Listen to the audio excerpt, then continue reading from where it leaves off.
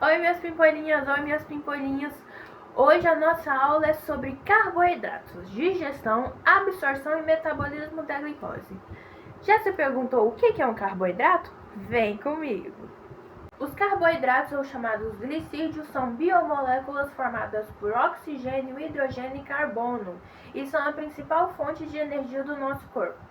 E são classificados em monossacarídeos, que são a galactose, a lactose e a glicose, disacarídeos, que são dois monossacarídeos, que são classificados como a sacarose, a maltose e a lactose, e polissacarídeos, que são mais de 3 monossacarídeos, mais de 3 açúcares, que são os amidos, os glicogênios, que estão armazenados no fígado e no músculo, e a celulose, que está na planta.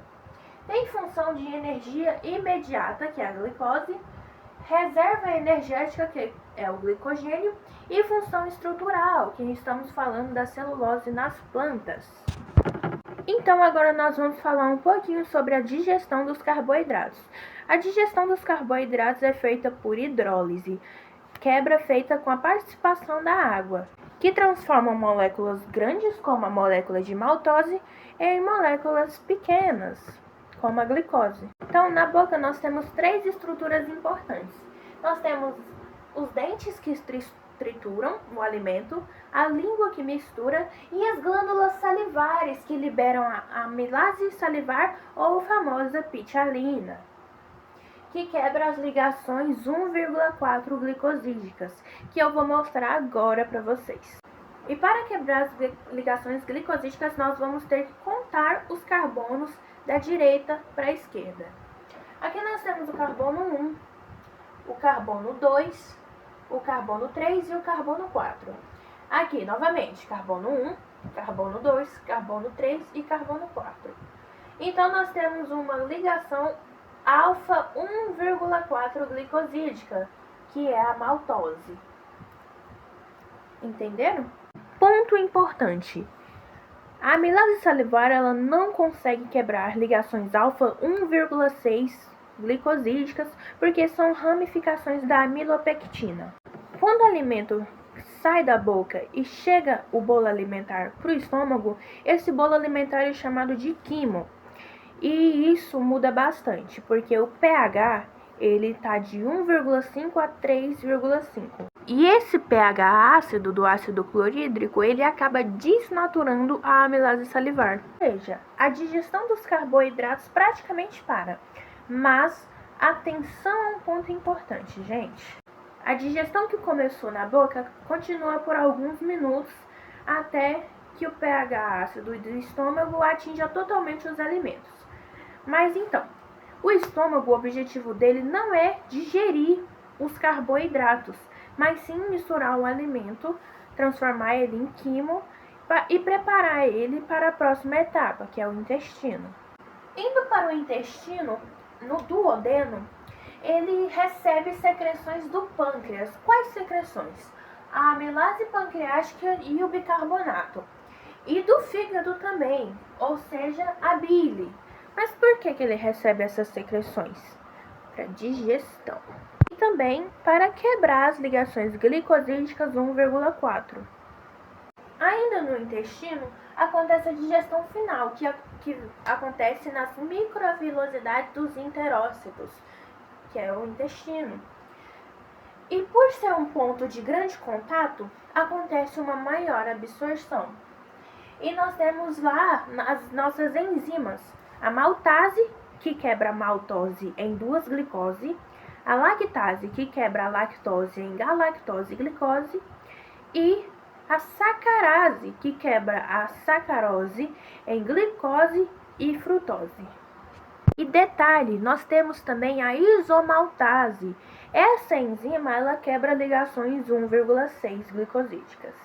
E agora eu vou deixar uma foto para vocês do quadro, porque eu vou apagar e nós vamos passar para a próxima etapa, porque não basta digerir esse açúcar, ele precisa entrar, esse nutriente ele precisa entrar dentro da célula. Então, vamos desenhar?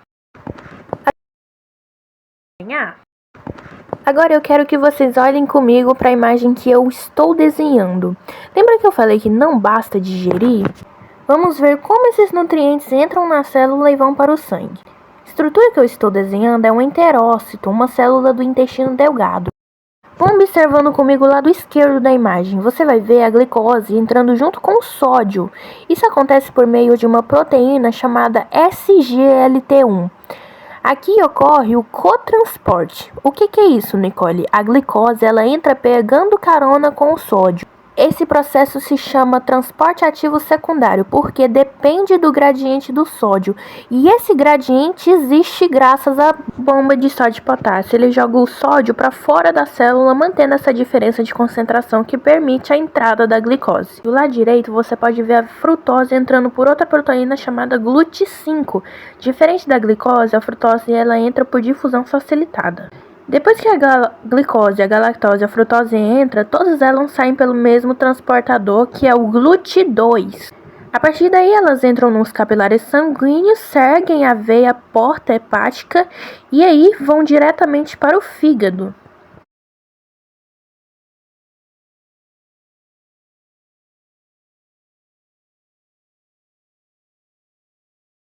Assim que a glicose chega no sangue, o corpo precisa controlar esse aumento. Então, o pâncreas vai lá e libera a insulina. A insulina, então, ela estimula a entrada de glicose na célula, ela ativa a glicogênese para o armazenamento da glicose e ativa a glicólise, que produz a energia.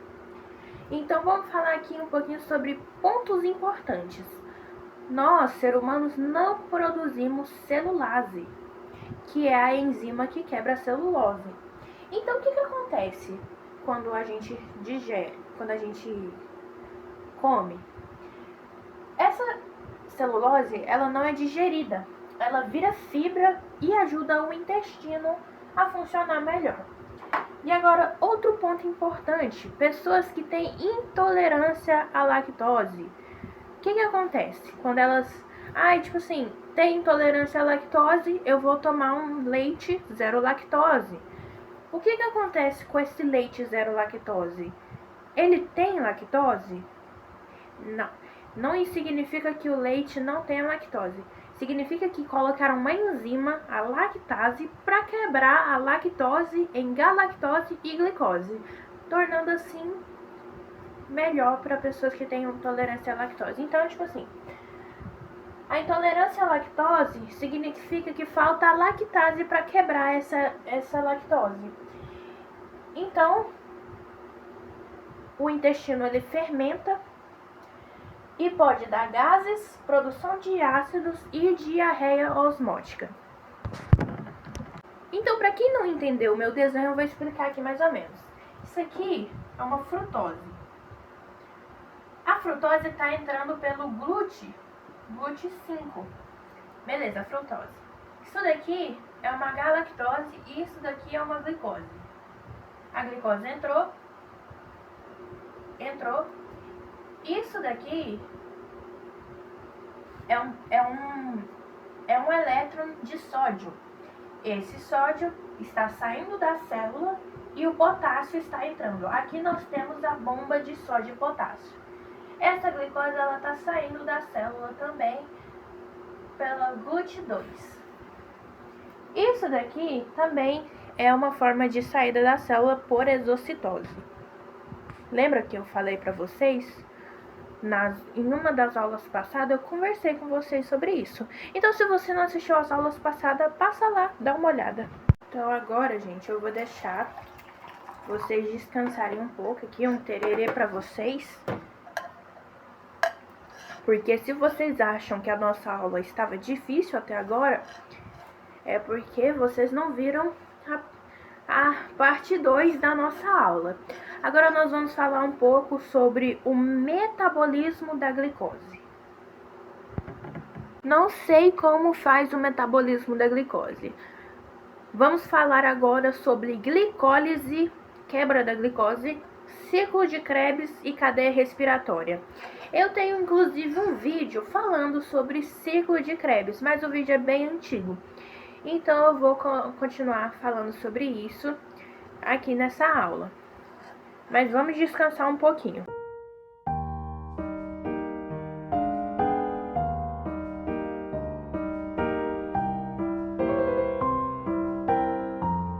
Então, meus amores, agora nós vamos falar sobre o metabolismo da glicose.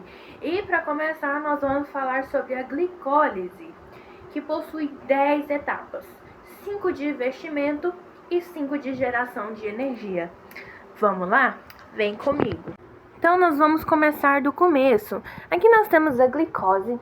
A enzima responsável é a hexoquinase ou glicoquinase no fígado. Aqui ocorre um gasto de ATP. Esse ATP, ele é retirado um fosfato e liga na glicose. Ou seja, esse ATP retirando um fosfato vira um ADP, como pode perceber. E essa é a primeira fase da glicose. E por que isso é importante? Isso é importante porque a glicose fica presa na célula e não consegue mais sair, e ela fica reativa. Ela é basicamente marcada para ser utilizada no seu metabolismo. A próxima fase da glicose 6-fosfato, ela se torna frutose 6-fosfato. A molécula ela muda de aldose para cetose. O que é isso? Ela sai de uma estrutura de um aldeído e vai para uma estrutura de cetona. Isso é necessário porque a molécula ela vai ser quebrada de forma simétrica depois. Nisso, a frutose 6-fosfato se transforma em frutose 1,6-fosfato e a enzima é a fosfofrutoquinase. Outro fosfato é adicionado, deixando a molécula com 2 fosfatos. E é um principal ponto de controle, porque é aqui que a célula decide se vai continuar ou não. É como um pedágio metabólico. Então, a frutose 1,6-fosfato é dividida em 2 trioses. Ou seja, a molécula ela é dividida em 2, em um G3P e um DHAP, que eu vou falar para vocês os nomes agora. G3P é gliceraldeído 3-fosfato e DHAP é dihidroxiacetona fosfato. Mas um detalhe importantíssimo, apenas o G3P é continuado no processo de glicólise. O próximo passo é onde o DHP se transforma em G3P. E a enzima é a triose fosfato isomerase. Ou seja, o DHP é convertido em G3P. E ponto importante, agora nós temos 2 moléculas de G3P. O que isso significa? Que tudo vai funcionar em dobro. Se recebeu um ATP, tem 2 ATPs, porque funciona em dobro. Não se esqueçam. Então agora nós vamos falar da fase 2, que é a fase de geração de energia. Fase 2. Nós temos o G3P, ele se transformou em 1,3 bifosfoglicerato. E a enzima é a gliceraldeído 3-fosfato desidrogenase. O que acontece nessa fase, quer dizer? O G3P ele é oxidado, ou seja, ele perde elétron. Esses elétrons são capturados pelo NAD+, formando o NADH. E um fosfato inorgânico é adicionado. Ou seja, aqui a célula começa a armazenar energia por elétrons. A próxima fase é transformada de 3-fosfoglicerato. O fosfato de alta energia ele é transferido para o ADP. Enfim, formando ATP. E como são 2 moléculas, formaram 2. Esse processo é chamado de fosforilação a nível de substrato. E não precisa de oxigênio e nem da mitocôndria. E é nessa fase que começa o investimento energético. Depois do 3-fosfoglicerato, passa a ser 2-fosfoglicerato. Significa que perdeu um? Não. Significa que os fosfatos ele mudou de posição do carbono 3 para o carbono 2. E por que isso é importante? Porque ele prepara a molécula para fazer uma ligação de alta energia no próximo passo. Então, do 2-fosfoglicerato acontece os fosfoenolpiruvato. E a enzima é a enolase. E o que acontece nessa fase? Uma molécula de água é removida e forma o PEP, que é uma das moléculas mais energéticas da célula. Resumindo, a molécula ela vira uma mola comprimida pronta para liberar energia. Após essa fase, vem o piruvato. O PEP, ele doa o fosfato para o ADP, formando o ATP. E se torna o piruvato. E agora nós vamos falar um pouquinho sobre o ciclo de Krebs. Então eu vou posicionar a câmera aqui para vocês tirarem uma foto. O ciclo de Krebs se inicia quando o acetilcoenzima A, uma molécula de 2 carbonos derivada da glicose, se combina com o oxalacetato, que possui 4 carbonos. Essa reação é catalisada pela enzima citrato-sintase e forma o citrato, uma molécula de 6 carbonos. Em seguida, o citrato sofre um rearranjo estrutural, sendo convertido em isocitrato pela ação da enzima aconitase. O isocitrato, então, ele é oxidado pela enzima isocitrato desidrogenase, resultando da formação de acetoglutaratos. Nessa etapa, ocorre a liberação do primeiro dióxido de carbono e a redução de NAD em NADH. Após, o alfa-cetoglutarato passa por uma nova descarboxilação oxidativa, catalisada pela acetoglutarato desidrogenase, formando o succinil coenzima A, mais uma molécula de dióxido de carbono, e é liberado outro NADH produzido. Na sequência, o succinilcoenzima A ele é convertido em succinato pela enzima succinilcoenzima sintetase. O succinato, então, é oxidado a fumarato pela enzima succinato desidrogenase. Nessa reação, o FAD é reduzido a FADH2. Em seguida, o fumarato recebe uma molécula de água em uma reação de hidratação catalisada pela fumarase, formando o malato.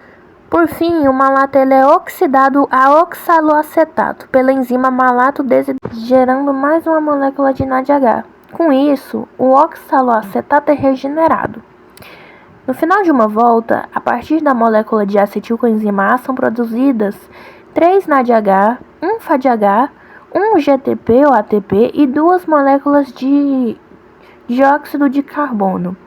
Essas moléculas reduzidas, NADH e FADH, carregam elétrons de alta energia que serão utilizados na cadeia respiratória.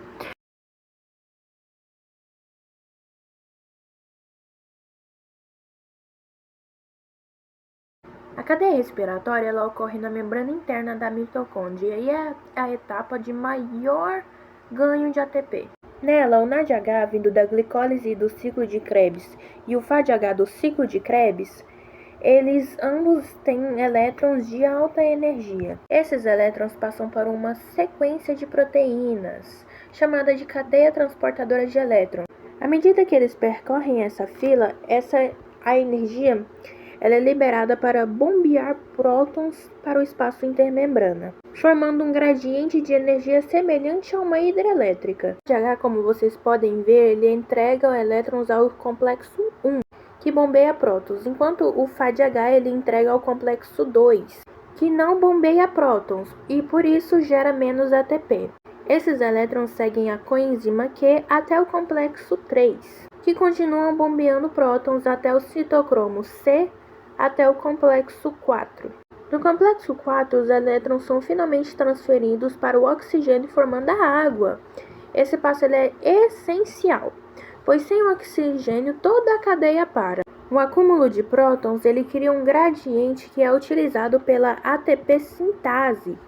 Quando os prótons retornam para a matriz mitocondrial, essa enzima usa essa energia para transformar ADP em ATP, em um processo chamado fosforilação oxidativa, que é o que nós estamos vendo aqui embaixo. E no final, somando todas as etapas da respiração celular, o total é de aproximadamente 30 a 32 ATP por molécula de glicose. Então, meus pimpolinhos e minhas pimpolinhas, se você gostou do vídeo, deixa seu like, comenta bastante e eu fiz um TikTok para o nosso canal. Então, segue lá. Um beijo e tchau!